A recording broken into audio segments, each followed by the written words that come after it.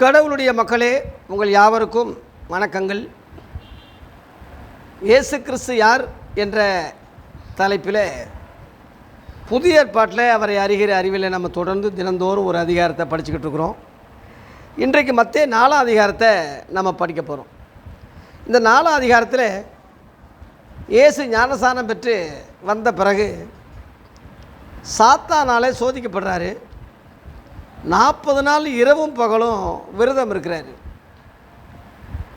அந்த 40 நாள் இரவும் பகலும் விரதம் இருக்கும்போது சாத்தானுடைய சோதனை என்னென்னா, பசியை மனுஷன் ஜெயிக்கிறது கஷ்டம். பசி வந்தால் 10 பறந்துரும்னு ஒரு பழமொழி இருக்குது. 10ன்னா இந்த 10 கட்டளை, 10 கட்டளையும் மனுஷனுக்கு மறந்துடும். ஆனால் பசி அவ்வளோ கொடுமையாக இருக்கும். இந்த வகையில் இயேசு கிறிஸ்து 40 நாள் உபவாசம் இருந்த பிறகு கடுமையாக பசி எடுக்குது. அந்த பசியை சாத்தான் பயன்படுத்தி இந்த கல்லுகளை அப்பங்களாக சாப்பிட்டு இது பண்ணுங்கள், நீங்கள் தான் கடவுளுடைய குமாரன்னு சொல்கிறீங்களே அப்படி சொல்லும்போது இயேசு அதையும் ஜெயிக்கிறார். மனுஷன் இந்த அப்பத்தினாலே மாத்திரமில்லை, கடவுளுடைய வார்த்தையில் ஒவ்வொரு வார்த்தையிலும் அவன் பிழைக்கக்கூடியவனாக இருக்கான் அப்படின்னு சொல்கிறாரு. இந்த சின்ன குழந்தை வகுத்தில் 10 மாதம் வளருது, எந்த உணவும் எந்த காற்று ஓட்டம் எந்த இதுவும் கிடையாது. இல்லை, அந்த பிள்ளை எப்படி 10 மாதம் வளருது, முழு குழந்தையாக உலகத்துக்கு வருது இல்லையா? அது ஒரு ஆச்சரியம் இல்லையா?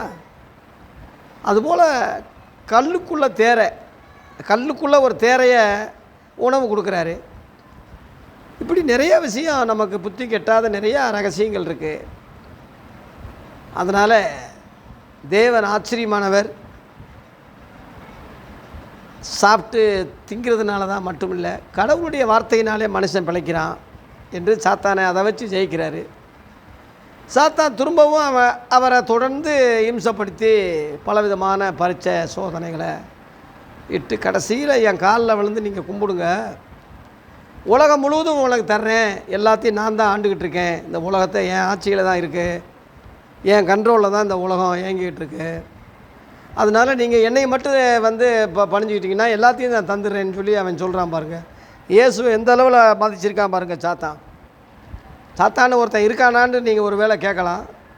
கடவுள்னு ஒன்று இருக்கும்போது அது எதிர்ப்பு சக்தி இருக்கத்தானே செய்யும். ஆணுன்னா பெண்ணு, நல்லதுன்னா கெட்டது, இருளுன்னா ஒளி, இம்மைன்னா மறுமை, சொர்க்கம்னா நரகம், கடவுள்னா பிசாசி. அது யாரும் மறுக்க முடியாதுல்ல. ஒன்றை நம்பிட்டு ஒன்றை விடுறது அது அறிவாளித்தனம் இல்லையே. ஆகவே சாத்தான் என்ற ஒரு காரியம்தான் இருக்குது. அது வந்து இந்துக்களில் சனின்னு சொல்கிறாங்க, யமதர்ம மகாராஜான்னு சொல்கிறாங்க.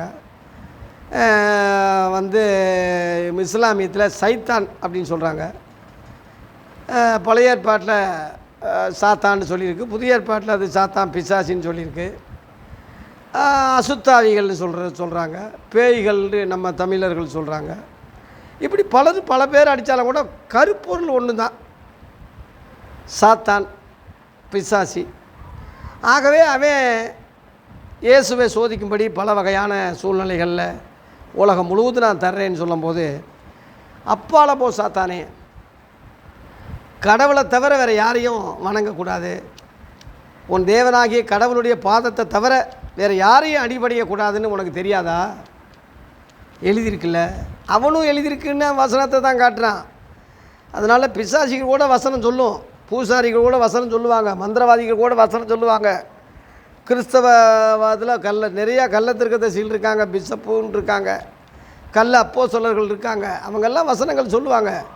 அதனால் அவன் கடவுளுடைய ஊழியராகிவிட முடியாது, தீர்க்கதரிசி ஆகிவிட முடியாது. வசனம் சொல்கிறதுனால எல்லாரையும் நம்ம நம்பவும் கூடாது. இந்த பிசாசி தான் மனப்பாடமாக வசனம் சொல்கிறானே.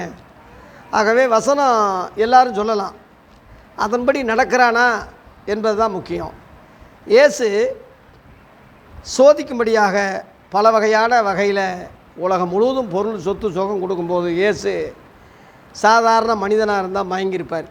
இன்றைக்கி உள்ள போதகர்களும் எத்தனை தான் பிரசங்கம் பண்ணி செஞ்சாலும் கூட பண விஷயத்தில் விழுந்துடுறாங்க, காசு விஷயத்தில் அடிமையாகிடுறாங்க. ஆகவே நம்ம அந்த வகையில் அடிமையாகக்கூடாது.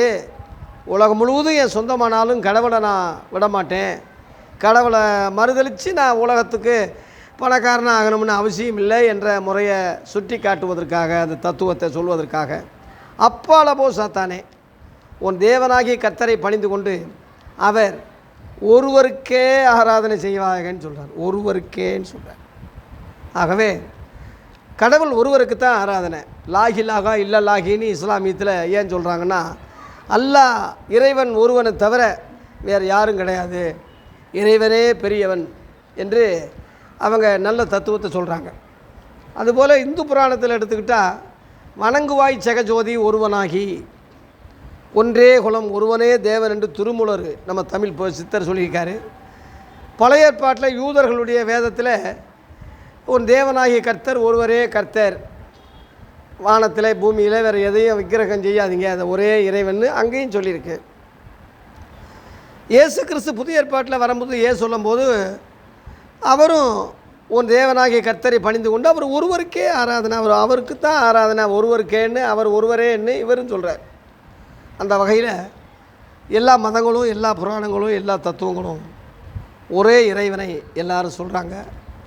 அந்த இறைவனுக்கு தான் வழிபாடு ஆராதனை அவருக்கு தான். ஆனால் இவர் மூலமாக தான் போகணும் என்று அந்த கடவுளே விரும்புகிறார். என்னுடைய நேசகுமாரன் இவர் தானே, இவருக்கு நான் செவி கொடுங்க, இவர் வழியாக என்கிட்ட வாங்கன்னு சொல்கிறது அர்த்தம்தான். இயேசுக்கு முன்னாடி யோவான் சானகர் இருந்தால், தீர்க்கதரிசிகள் இருந்தாங்க. அது எல்லாத்தையும் ஓவர்டாக் பண்ணி தாண்டி இவருக்கு செவி கொடுங்கன்னு சொல்கிறாரு கடவுள். அதனால் நிறையா முனிவர்கள் இருக்கலாம், சித்தர்கள் இருக்கலாம், புலவர்கள் இருக்கலாம், எவ்வளவோ அறிஞர்கள் இருக்கலாம், புராண இதிகாசங்கள் இருக்கலாம். ஆனால் எல்லா மகான்களுக்கும் தாண்டி, எல்லா இதிகாசங்களுக்கும் தாண்டி இந்த இயேசு எல்லாருக்கும் அப்பாற்பட்டவராய், உலக இரட்சகராய், மெய்யான ஒளியாக, மக்களுக்கு வழிகாட்டியாக, நானே வழியும் நானே சத்தியம் நானே ஜீவனமாக இருக்கிறேன், என்னை இல்லாமல் ஒருவனும் அந்த இறைவனிடத்தில் போக முடியாது என்ற அந்த முறையில் மிக தெளிவுமாக அவர் சொன்னது காரணம் இந்த ரகசியம்தான். ஆகவே இந்த இயேசுவை அறிகிற அறிவு நமக்கு முக்கியம்.